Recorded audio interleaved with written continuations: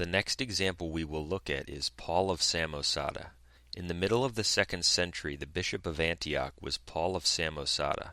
He turned out to be a heretic against the Christian faith. He corrupted the truths of the Trinity and the Incarnation. In 269, Paul of Samosata was deposed from his see at Antioch by a council of bishops and priests. What's interesting is that Eusebius, in his Ecclesiastical History, Book 7, Chapter 30, says the following, quote, Paul had fallen from the episcopate as well as from the Orthodox faith.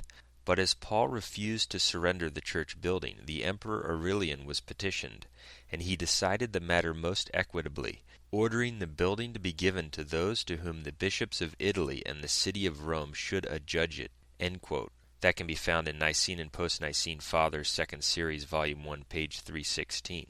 So in this quote we see that Eusebius tells us that the emperor transferred the church building which Paul had occupied to those who were approved by the Church of Rome. This is especially interesting because Antioch is in the east. That means that there were many bishops in the east, such as the Bishop of Jerusalem, to whom the emperor could have gone about the issue of the building. But no, the emperor put the building under the authority of the Roman Church, even though Rome was much farther away. He recognized that the Church of Rome had the jurisdiction over the universal Church. Other things could be covered in the 3rd century, but we must proceed to the 4th century. Just as we saw in the earlier centuries, in the 4th century there are many well-known citations from the Fathers of the Church, such as Aphraates, Ephraim, Basil, Hilary, Gregory Nazianzen, etc., which make it clear that Peter was the prime apostle and the rock upon which the church was built. These citations can be found without too much trouble by anyone who searches them out. But without question the most important event in the 4th century was the Council of Nicaea in 325. The Council of Nicaea condemned the heresy of Arius. This heresy denied the full divinity of Jesus Christ. The Council of Nicaea, which was summoned by the Emperor Constantine, is universally recognized as the first general or ecumenical council of the Christian Church. It is accepted not only by Catholics, but also by the so-called Eastern Orthodox and by many Protestants. In Canon 6 of the famous Council of Nicaea we read the following, quote, The ancient customs of Egypt, Libya, and Pentapolis shall be maintained, according to which the Bishop of Alexandria has authority over all of those places, since a similar custom exists with reference to the Bishop of Rome. End quote. Much has been written about what this canon means. Exactly what it implies is not totally clear. It could be understood to mean that the Bishop of Rome has authority over his neighboring churches. So too should the Bishop of Alexandria, since he is a very important bishop, have authority over his neighboring churches. The second interpretation is that the Council of Nicaea should acknowledge that the Bishop of Alexandria has authority over its surrounding churches, because it is the custom of the Bishop of Rome to acknowledge this jurisdiction of Alexandria.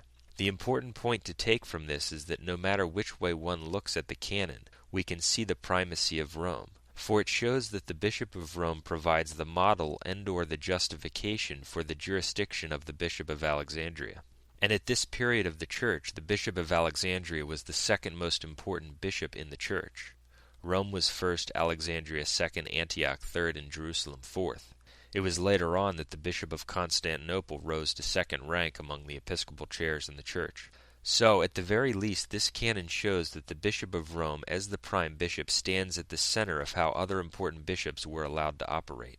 And we must emphasize that even though the Bishop of Rome was the prime bishop, and had supreme jurisdiction in the Church, as we will continue to see, the authority of other bishops in their respective territories played a crucial role, especially in the early Church.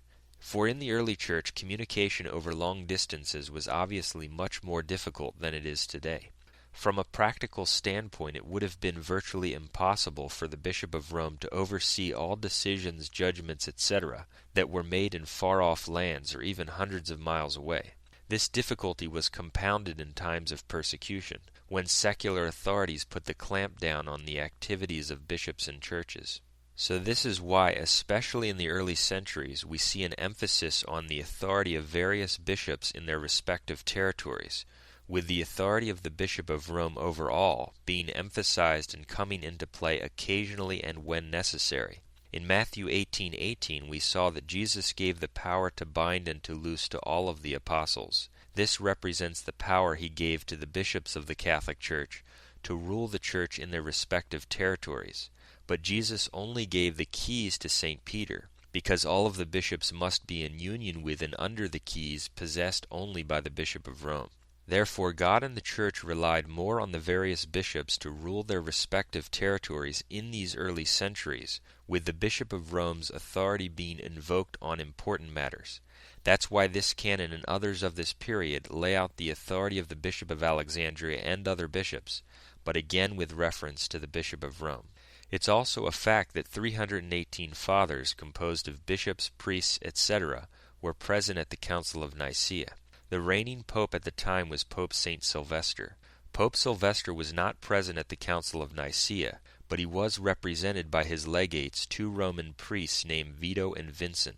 The presiding bishop at the Council of Nicaea was also a Western cleric, Osius of Cordova in Spain. Scholars of various denominations agree that Osius of Cordova, who led the proceedings, and the 2 Roman priests, Vito and Vincent, were the first to sign the council documents. Some believe that Osius presided at the council because he was a trusted advisor to the pope. In fact, Gelasius of Cyzicus, who was a 5th century historian and priest in the East, wrote that Osius, quote, held the place of Sylvester of Rome, together with the Roman presbyters Vito and Vincent, end quote, found in Ming Greek Fathers, volume 85, 1229. So think about this. Why would the names of 2 Roman priests, Vito and Vincent, appear on the council documents before all of the other bishops? The answer to this question is that the priests were the representatives of the Bishop of Rome. The fact that they signed above the bishops shows us again the primacy and superior authority of the Bishop of Rome. It's also important to mention that with very ancient manuscripts it's common for variations to exist. This is true in the case of the Council of Nicaea.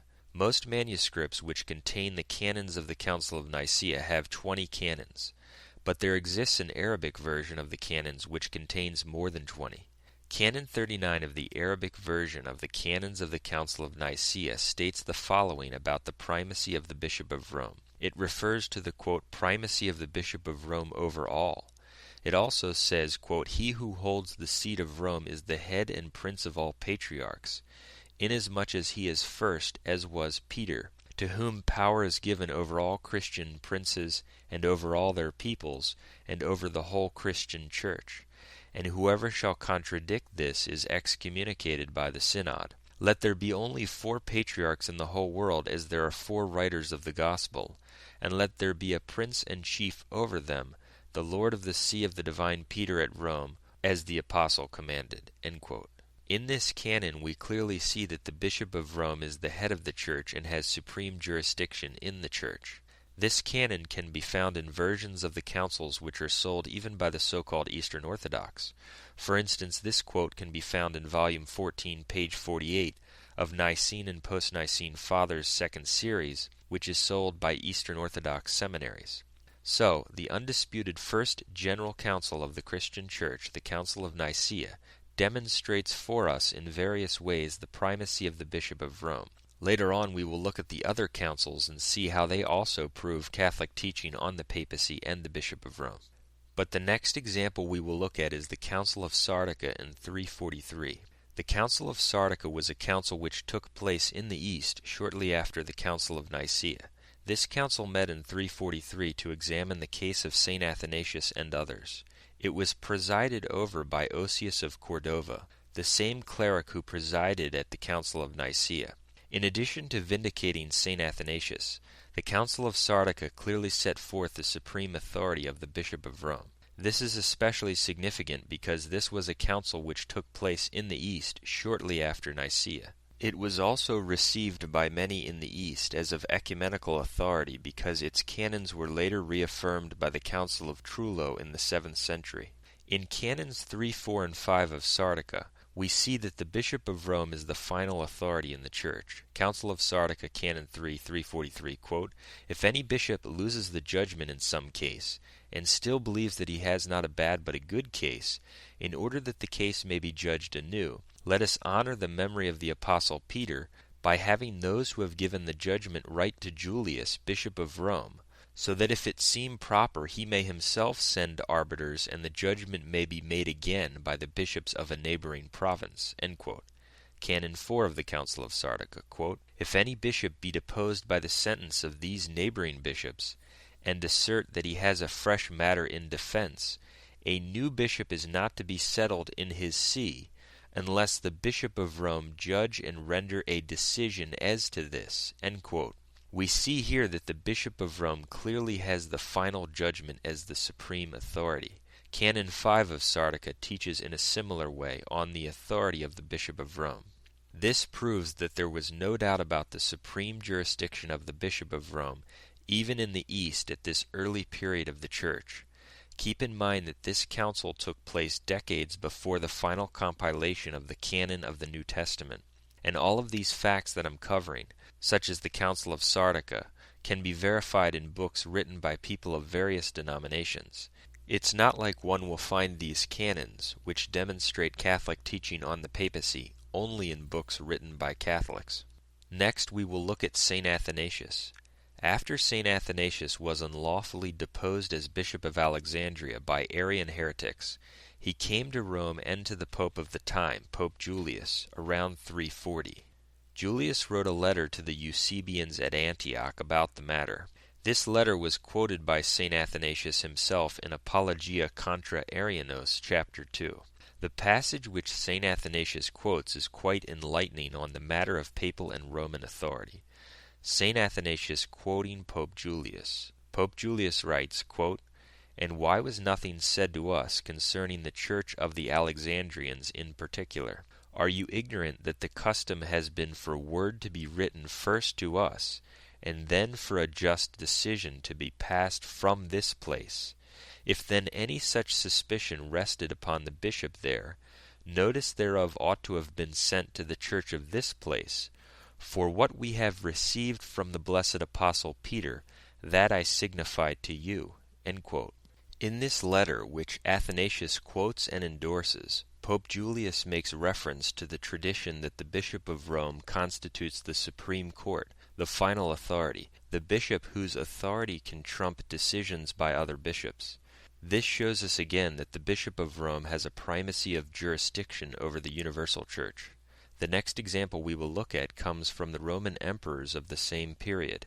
In the year 380, the Emperors Gratian and Theodosius issued an edict of uniformity which abolished the toleration of Arianism.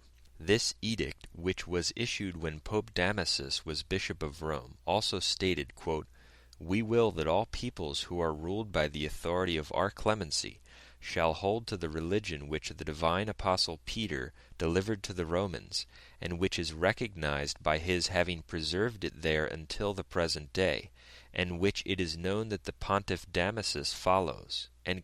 Citation can be found in Lau Church History, page 123. So this edict from the year 380 shows us that emperors, both in the East and the West, acknowledged that the Roman Church succeeded to St. Peter's faith and authority, and that its bishop is the prime bishop and supreme guardian of the faith. It should also be pointed out that when certain citations refer to Peter or another apostle as divine, it is not to assert that he is God.